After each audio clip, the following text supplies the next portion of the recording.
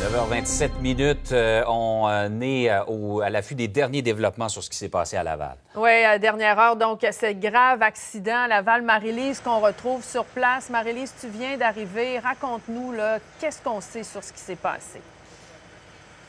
Oui, Audrey, Jean-François, on vient tout juste d'arriver. On est sur la rue Dufresne à Laval, mais on ne peut pas s'approcher sur le lieu de l'accident. On doit rester ici.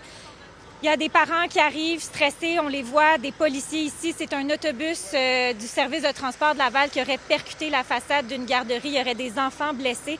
Ce qu'on nous dit, mais des informations très préliminaires, c'est que les enfants de la garderie sont encore à l'intérieur.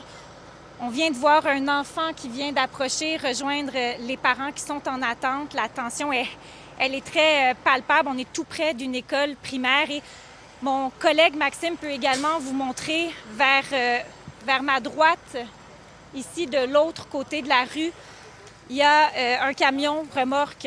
Donc on peut présumer que l'accident, l'autobus qui a percuté la garderie est encore sur place sur la scène et que possiblement ce camion remorque va servir à dégager l'autobus en question et dégager la scène. Il y a également des équipes d'urgence sociale sur place, prêtes à intervenir. On est encore à l'étape de coordonner les efforts, coordonner les interventions.